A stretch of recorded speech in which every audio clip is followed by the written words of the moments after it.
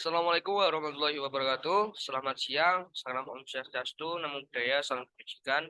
Perkenalkan, kami dari kelompok 1, mata kuliah Manajemen Keuangan Daerah, Prodi Ekonomi Pembangunan, kelas A. Di sini kami akan menjelaskan terkait hasil diskusi kami, yaitu terkait tentang Rencana Pembangunan Jangka Panjang Nasional, atau biasa disebut dengan singkatan RPJP. Oke, anggota dari kelompok 1 sendiri yaitu ada Alvia Damayanti dengan NIM akhir 06, ada Yusiska Widyatama dengan NIM akhir 021, ada saya sendiri Muhammad Irfan Afandi dengan NIM akhir 022, ada Farisa Restu Fauzia dengan NIM akhir 034, selanjutnya ada Rohmatul Mujdahidah dengan NIM akhir 041, dan yang terakhir ada Fidelis Sahata Silalahi dengan NIM akhir 050. Terkait materi akan dijelaskan oleh yang berkaitan. Baik, yang pertama saya akan menjelaskan dari definisi RPJP nasional, di mana RPJP nasional adalah dokumen perencanaan pembangunan nasional yang merupakan jabaran dari tujuan dibentuknya pemerintahan negara Indonesia yang tercantum dalam pembukaan Undang-Undang Dasar Negara Republik Indonesia tahun 1945.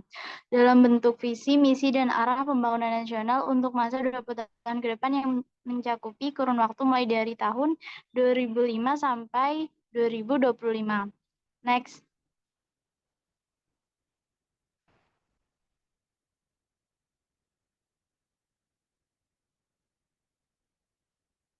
Selanjutnya ada maksud dan tujuan dari RPJP.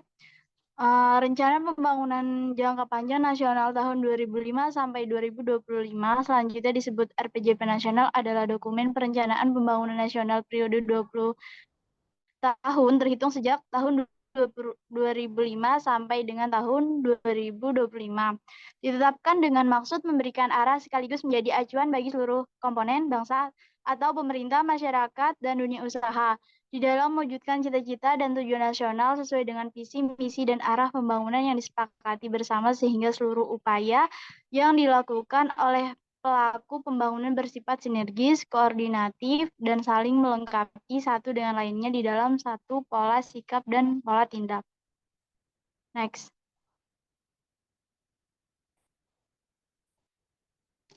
Selanjutnya ada visi pembangunan nasional dari tahun 2005 sampai 2025. Yang pertama ada mandiri, di mana bangsa yang mampu mewujudkan kehidupan sejajar dan sederajat dengan bangsa lain yang telah maju dengan mengandalkan pada kemampuan dan kekuatan sendiri. Yang kedua ada maju, di mana sumber daya manusianya memiliki kepribadian bangsa, berakhlak mulia, dan berkualitas dengan pendidikan yang tinggi. Yang ketiga ada adil, di mana tidak ada diskriminasi dalam bentuk apapun, baik antar individu, gender, maupun wilayah. Yang keempat ada makmur, di mana bangsa yang sudah terpenuhi seluruh kebutuhan hidupnya sehingga dapat memberikan makna dan arti penting bagi bangsa-bangsa lain di dunia. Next. Selanjutnya ada misi pembangunan nasional tahun 2005 sampai 2025. Yang pertama, ada masyarakat berakhlak. Yang kedua, bangsa berdaya saing. Yang ketiga, masyarakat demokratis. Yang keempat, aman, damai, bersatu.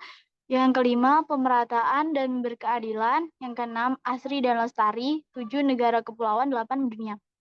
Selanjutnya akan dilanjutkan oleh teman saya. Baik, terima kasih. Selanjutnya ada misi pembangunan nasional dari tahun 2005 sampai tahun 2025. Yang pertama yaitu masyarakat berakhlak dengan cara mewujudkan masyarakat berakhlak mulia, bermoral, beretika, berbudaya, dan beradab berdasarkan falsafah Pancasila.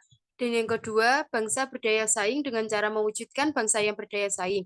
Misi yang ketiga yaitu masyarakat demokratis dengan cara mewujudkan masyarakat demokratis berlandaskan hukum. Dan misi yang keempat, aman, damai, bersatu, mewujudkan Indonesia aman, damai, dan bersatu. Misi yang kelima, pemerataan dan berkeadilan dengan cara mewujudkan pemerataan pembangunan dan berkeadilan. Dan misi yang keenam, asri dan lestari, mewujudkan Indonesia asri dan lestari. Misi yang ketujuh, negara kepulauan, mewujudkan Indonesia menjadi negara kepulauan yang mandiri, maju, kuat, dan berbasiskan kepentingan nasional. Misi yang ke-8 mendunia dengan cara mewujudkan Indonesia berperan penting dalam pergaulan dunia internasional.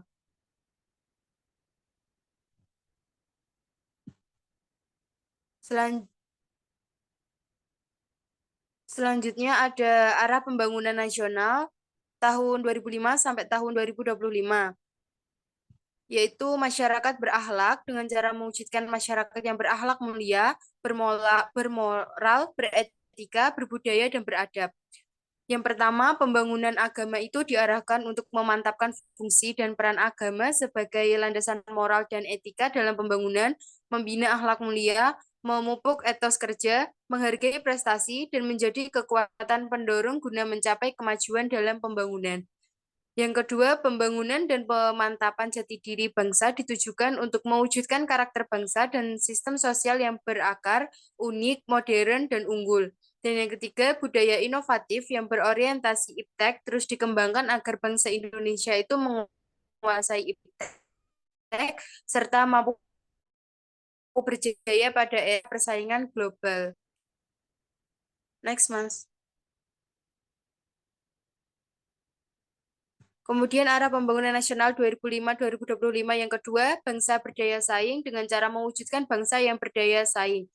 Yang pertama, membangun sumber daya manusia yang berkualitas. Yang kedua, memperkuat perekonomian domestik dengan orientasi dan berdaya saing global. Dan yang ketiga, penguasaan, pengembangan, dan pemanfaatan ilmu pengetahuan dan teknologi. Kemudian sarana dan prasarana yang memadai dan maju. Dan yang terakhir, reformasi hukum dan birokrasi. Selanjutnya akan dijelaskan oleh Mas Irfan Afandi. Oke, yang selanjutnya yaitu terkait tentang masyarakat gratis. Dan Indonesia gratis. Yang pertama adalah penyempurnaan politik yang terdapat pengembangan demokrasi. Yaitu penataan peran negara masyarakat yang dijabarkan pembentukan masyarakat serta pembentukan masyarakat mandai yang kuat dan ekonomi. Yang ketiga yaitu penataan proses politik itu ada dan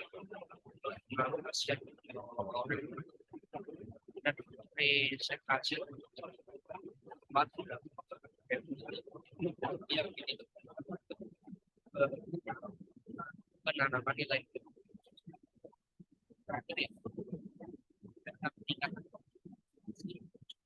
yang ditekankan pada masyarakat. Lagi yaitu sistem hukum nasional yang mantap bersumber pada Pancasila dan juga Undang-Undang Dasar Republik Indonesia tahun 1945. Selanjutnya ada pembaruan produk hukum untuk menggantikan peraturan undang-undangan warisan kolonial. Selanjutnya yaitu memantapkan dan juga mengefektifkan berbagai organisasi dan juga lembaga hukum, profesi hukum dan juga badan peraturan. Selanjutnya yaitu penerapan dan juga penegakan hukum dan juga hak asasi manusia atau biasa disebut dengan singkatan HAM. Selanjutnya peningkatan kewujudan masyarakat yang mempunyai kesadaran hukum yang tinggi terus ditingkatkan. Terakhir yaitu penuntasan penanggulangan penyalahgunaan kewenangan aparatur negara. Oke, mungkin untuk selanjutnya bisa dijelaskan oleh yang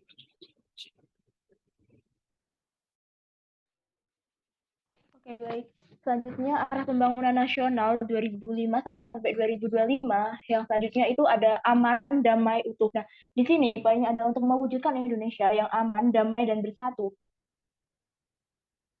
Di sini yang pertama terdapat keterpaduan pembangunan pertahanan, pembangunan keamanan dalam negeri, dan pembangunan keamanan sosial. Yang kedua ada pembangunan pertahanan yang mencakup sistem dan strategi pertahanan, postur dan struktur pertahanan, profesionalisme TNI, pengembangan teknologi pertahanan. Yang ketiga ada sistem dan strategi pertahanan nasional secara terus-menerus disempurnakan. Yang selanjutnya ada postur dan struktur pertahanan diarahkan untuk dapat menjawab berbagai kemungkinan tantangan, permasalahan aktual, dan pembangunan kapabilitas jangka panjang.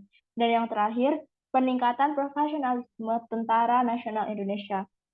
Next. Oke, baik. Selanjutnya arah pembangunan nasional 2005 sampai 2025 yang selanjutnya itu ada aman, damai, utuh. Nah, di sini poinnya adalah untuk mewujudkan Indonesia yang aman, damai, dan bersatu. Di yang pertama terdapat keterpaduan pembangunan pertahanan, pembangunan keamanan dalam negeri, dan pembangunan keamanan sosial. Yang kedua ada pembangunan pertahanan yang mencakup sistem dan strategi pertahanan, postur dan struktur pertahanan. Yang ketiga ada sistem dan strategi pertahanan nasional secara terus-menerus disempurnakan. Yang selanjutnya ada kemudian ada peningkatan kondisi dan jumlah alutsista siap matra, kemudian pemantapan komponen cadangan dan pendukung pertahanan nasional, perlindungan wilayah yurisdiksi laut Indonesia ditingkatkan dalam upaya melindungi sumber daya laut bagi kemakmuran sebesar-besarnya rakyat. Selanjutnya, peningkatan profesionalisme Polri beserta institusi terkait, dan juga peningkatan profesionalisme lembaga intelijen dan kontra-intelijen. Arah pembangunan nasional yang berikutnya adalah pemerataan dan berkeadilan. Di sini bertujuan untuk mewujudkan pembangunan yang lebih merata dan berkeadilan. Nah, di sini ada memperhatikan potensi dan peluang keunggulan sumber daya darat dan laut di setiap wilayah, percepatan pembangunan dan pertumbuhan wilayah-wilayah strategis dan cepat tumbuh didorong, kemudian keberpihakan pemerintah ditingkatkan untuk mengembangkan wilayah-wilayah tertinggal dan terpencil. Selanjutnya, wilayah-wilayah perbatasan dikembangkan dengan mengubah arah kebijakan pembangunan yang selama ini cenderung berorientasi inward looking menjadi outward looking. Kemudian pembangunan kata-kata metropolitan, besar, menengah, dan kecil diseimbangkan pertumbuhannya dengan mengacu pada sistem pembangunan perkotaan nasional. Mungkin selanjutnya akan dilanjutkan oleh teman saya. Baik, untuk selanjutnya, pertumbuhan kota-kota besar dan metropolitan dikendalikan dalam suatu sistem wilayah pembangunan metropolitan yang kompak, nyaman, efisien dalam pengelolaan, serta mempertimbangkan pembangunan yang berkelanjutan. Selanjutnya, percepatan pembangunan kota-kota kecil dan menengah ditingkatkan terutama di luar Pulau Jawa. Kemudian peningkatan keterkaitan kegiatan ekonomi di wilayah perkotaan dengan kegiatan ekonomi di wilayah perdesaan didorong secara sinergis. Pembangunan pedesaan didorong melalui pengembangan agroindustri pada pekerja. Rencana tata ruang digunakan sebagai acuan kebijakan spasial bagi pembangunan di sektor lintas sektor maupun wilayah agar pemanfaatan ruang dapat sinergis, serasi, dan berkelanjutan. Kemudian penerapan sistem pengelolaan pertanahan yang efisien, efektif, serta melaksanakan penegakan hukum terhadap hak atas tanah. Kapasitas pemerintah daerah terus dikembangkan. Next.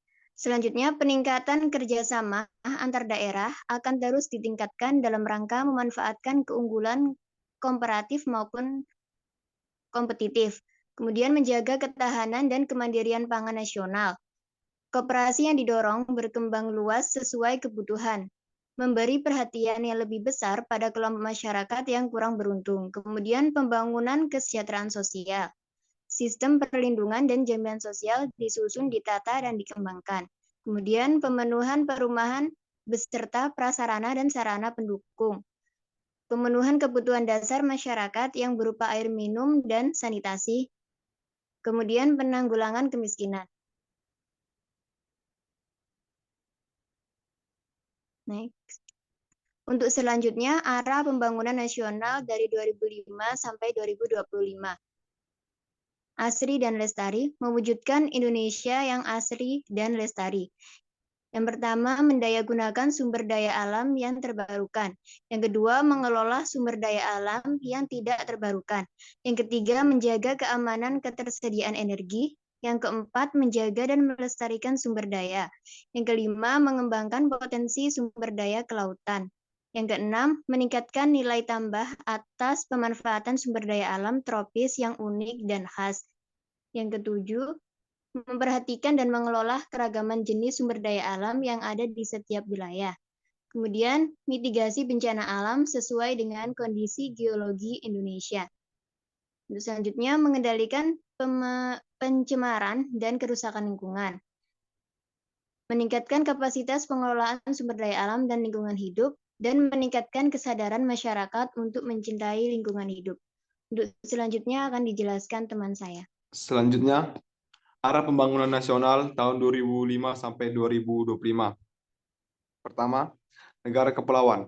Mewujudkan Indonesia menjadi negara kepulauan yang mandiri, maju, kuat, dan berbasis kepentingan nasional.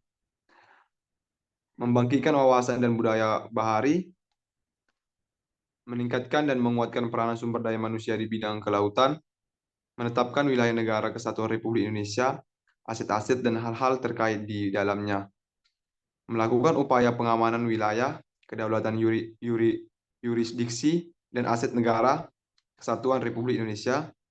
Yang kelima, mengembangkan industri kelautan secara sinergi, optimal, dan berkelanjutan. Keenam, mengurangi dampak bencana pesisir dan pencemaran laut. Yang ketujuh, meningkatkan kesejahteraan keluarga miskin di kawasan pesisir. Selanjutnya,